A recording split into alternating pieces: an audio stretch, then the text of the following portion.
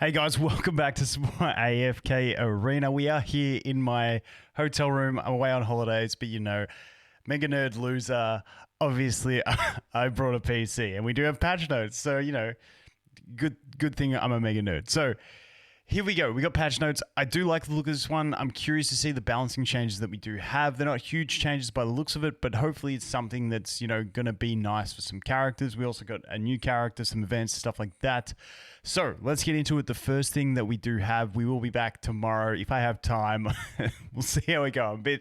I'm not fully organized at the moment, but we'll see how we go tomorrow. Hopefully get in and check out the new character, but we got a new Graveborn hero, Kalene the Bloody Feast. Now, I actually even did some research on this one. I googled Kalene, the name, and apparently in Polish it stands for flower. So I have no idea. We got the Bloody Feast. So I just have no idea what we're going to be looking at with this one. We'll have to wait and see.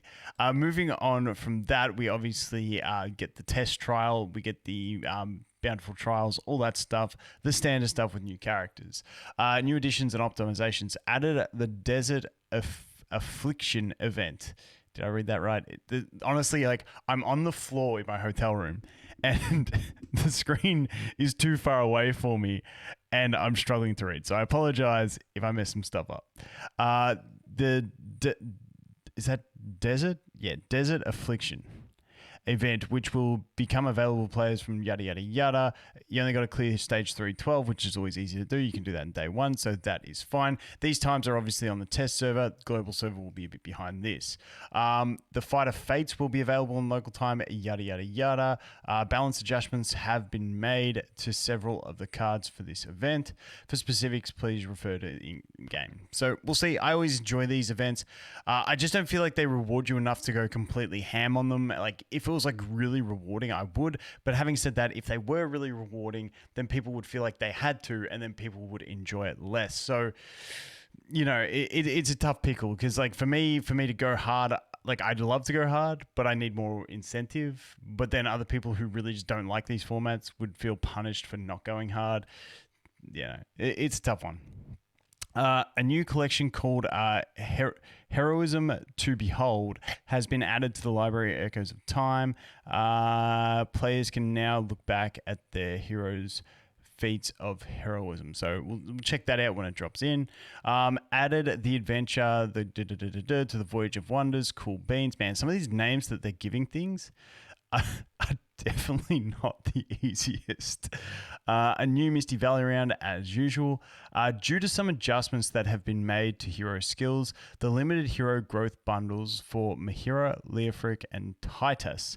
This is Titus, not to be confused with Titus. So this is the celestial dude.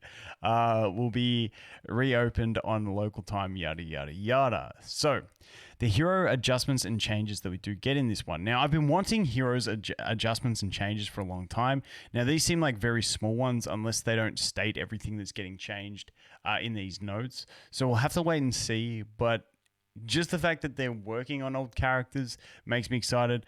They're working on so I think strategically is not a bad call by them from business. Obviously, they're working on Celestials and Hypergeans because they would drive more money to make people summon them if they become meta, stuff like that. But at this stage, it's not crazy changes when we look at what we're getting. For this, it just looks like adjustments to the engraving skills for Mahira, Leofric, and Titus. Like I said, it doesn't give us any details. It just says specifics refer to in-game. So I'm keen to see what these are. Hopefully they're really decent buffs to them. Obviously, to get the engravings, you do need to be 1-star. So it adds to that idea of, if they make these really strong, then, it encourages people. To me, I'm surprised they didn't do a Khazard as well. Because Mahira is one that people quite happily leave at Elite or Mythic and just cruise like that. Leofric doesn't get a heap of use.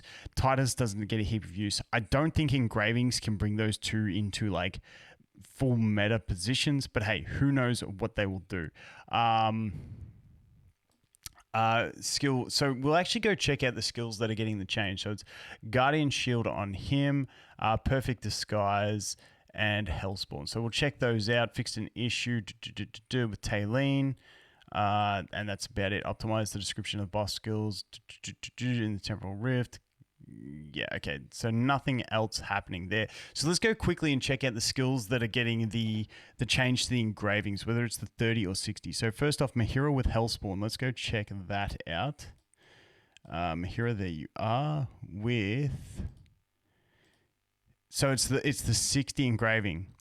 So what do we got here? Current amount of health sacrifice reduced to 30%.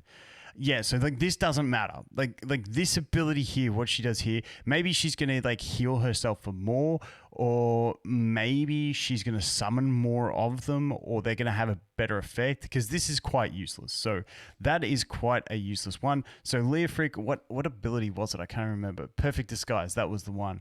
Abilities crit rating is increased by 20%. Allies crit rating is increased by 20%. Honestly, it's not horrible like that. But yeah, it's nothing crazy. So keen to see what this is. So Leofric and his most injured ally become immune to all damage and attacks for 5 seconds. While immune, 50% of the damage dealt to the injured ally is converted into the ally's own health. So, you know, I don't think a change to this is gonna like drastically change him, but still keen to see what it is, and then we can all eventually test all of this on Kiasma. Now, where is the last one that we are looking for? And that is going to be Titus. So, what one was his one? Guardian Shield or Spy? I think it was Guardian Shield. So, Guardian Shield at the start of battles while in a dormant state. Titus exists for 7 seconds. Yes, okay, this is the one. Attack rating for himself and his allies, during which time Titus is unable to use his ultimate skill. So yeah, this is his charging one.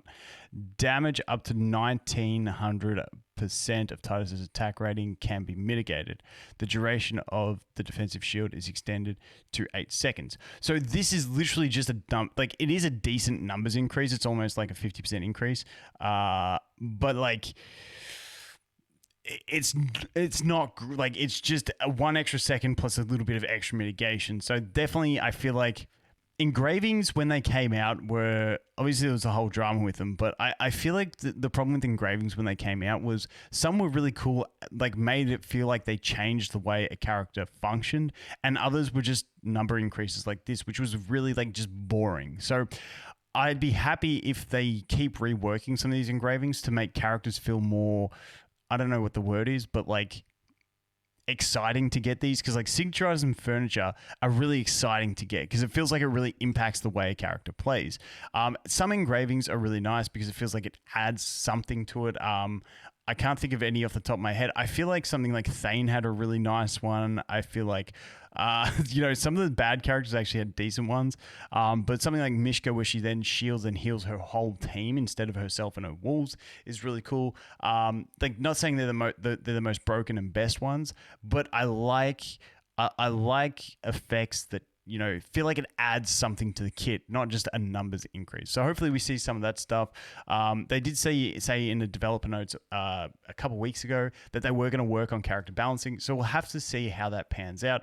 But that is pretty much it for the patch notes. Recap some new events. We got returning events as well, with Fight of Fates, new character, and some balance changes. And then just, the general in-between stuff for freebies and goodies that we always get. But anyway, guys, thanks for watching. Hope you have an awesome day, and I look forward to seeing you in the next one. Cheers.